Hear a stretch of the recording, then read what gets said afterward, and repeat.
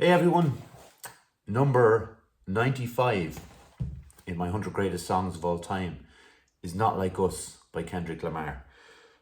I think it's the newest song on the list, but either way, that's not the important part of it. So, what I think about, and I'll explain this in a bit, you've all seen Jaws, yeah? And we all know, well, actually, do we know who the villain of the piece is? Is it the shark? Is it the mayor? Is it John Williams who wrote the score?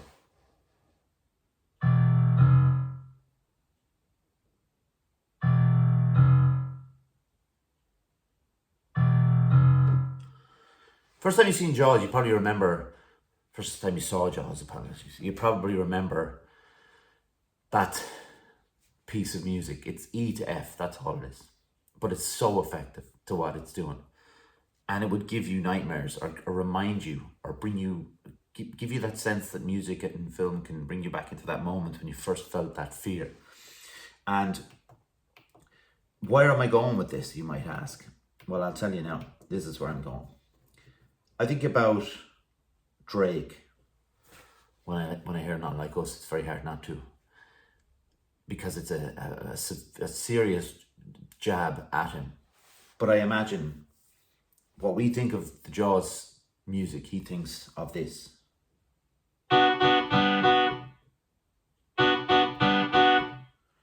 Now, that's just not two notes, that's a chord, but it's B minor, B minor, G, B minor. I imagine he sweats every time he hears it. I don't have time to go into the lore of the Kendrick Lamar, Drake beef.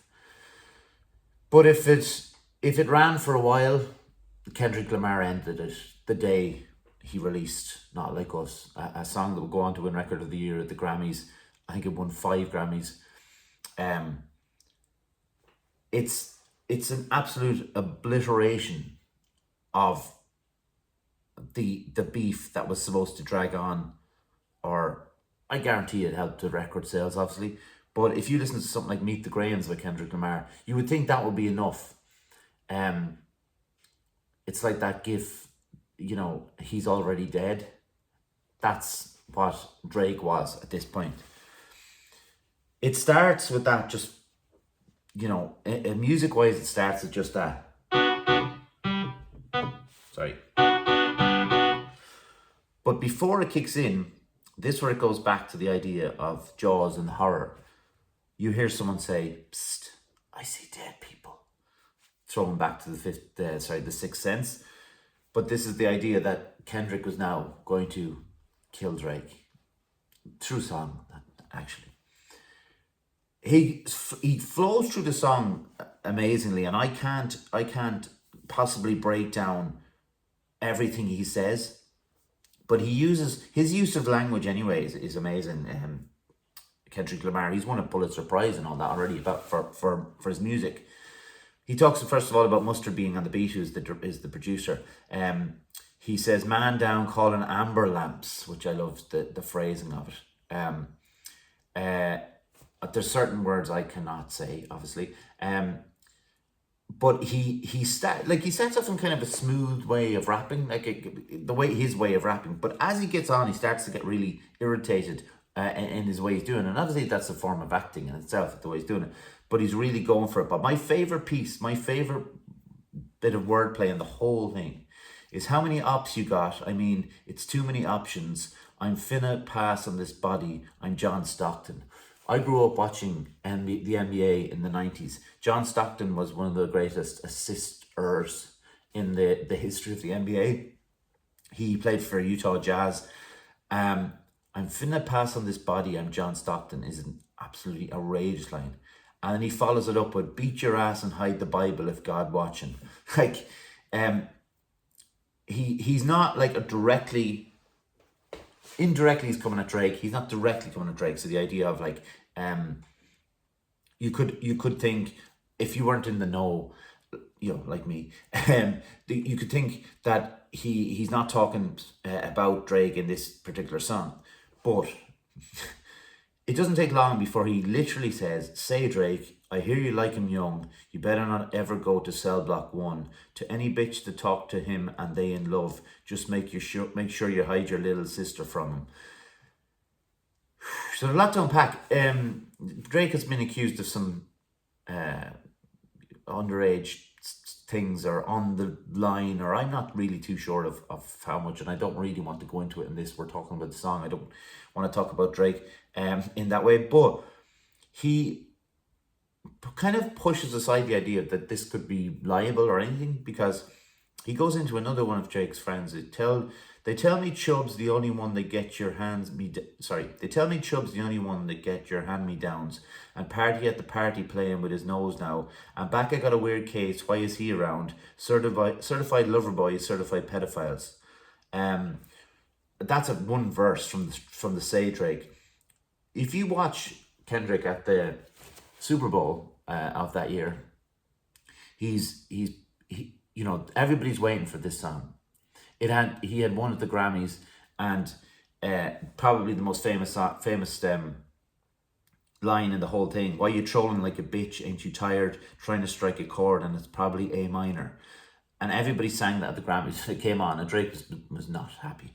But he comes on in these Super Bowl, and you keep hearing like, I keep hitting that wrong.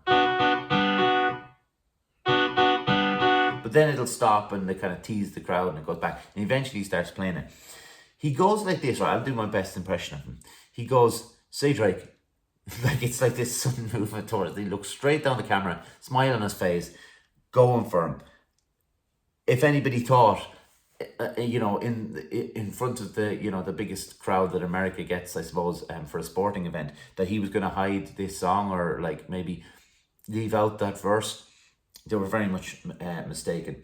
And the A minor, the whole stadium said the A minor. He talks about Tupac, he talks about Oakland, he talks about, like, I guess, the pride in his area, Compton, because it's kind of like Drake being from Toronto, it's kind of outside the scene, and how dare you try to come into our scene and, like, quote Tupac. Yeah, he talks about Malibu's Most Wanted. He has a go at Ovo, which is I think it's Drake's brand. I won't say that. As he starts getting more and more worked up, his flow becomes more kind of obviously it's more aggressive, and it talks about Serena Williams, who did date Drake at one point, and she does the crip walk on stage during the Super Bowl, which is another little jab at his favorite rapper. The Predator moving flocks. Even the single cover is a aerial shot of Drake's actual house with little. I think in America they have to be identified. Pedophiles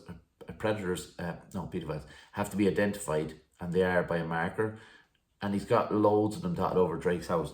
There's nothing like holding them back. He talks about, it's all eyes on me, and I'm gonna send it up to Pac. Tupac, All Eyes on Me being a Tupac song. Like he never stops. Once he gets going in it, he never stops. And then it just I shouldn't say and then, because it goes back into the first three, which is probably the most important, because it talks about going back to slavery and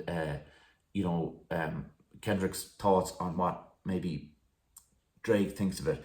Once upon a time, all of us was in chains. Homie still doubled down, calling us some slaves. Atlanta was the Mecca, building railroads and trains. Bear with me for a second, let me put you all in game. The settlers was using town folk to make them richer. Fast forward 2024, you got the same agenda.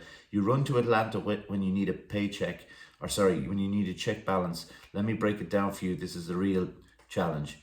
Again, he goes right back in, talking about.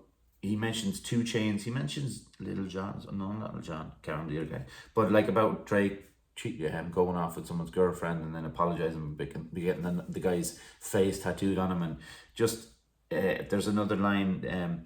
No, you're not a colleague. You're a effing colonizer. And it just. And then during the I won't mention too much on the bridge, but he's saying he's a fan, freaky ass, He's a 69 god, which is very fair, you know. And he has a go with the OV ho again, and then he does a little like step this way, and he gets it. And you are you my friend? Are we locked in? Then step this way, step this way. Turns it into a bop at the end. By the way, he moves away from the aggression and the idea of like what his thoughts on Drake into something much more. Is it flicking on my? Sorry, I'm trying to get that off. It turns into something a lot different, and it becomes a kind of a jam at the end. Video is iconic already. His performance in the Super Bowl is iconic. The ending of the beef, Drake never came back after this one. He never came back at Kendrick. Decided to lay low and probably thought I've lost this battle. But yeah, so when we have, oh, that's a good sound actually. He has. How could I not play that easier? So Kendrick won. It is a masterpiece, by the way. I've like lyrics, just a masterpiece. The music is quite simple and straightforward, but the whole point of the song was to really go for the jugular, and Kendrick did. And yeah, that's my number 95. Thank you very much.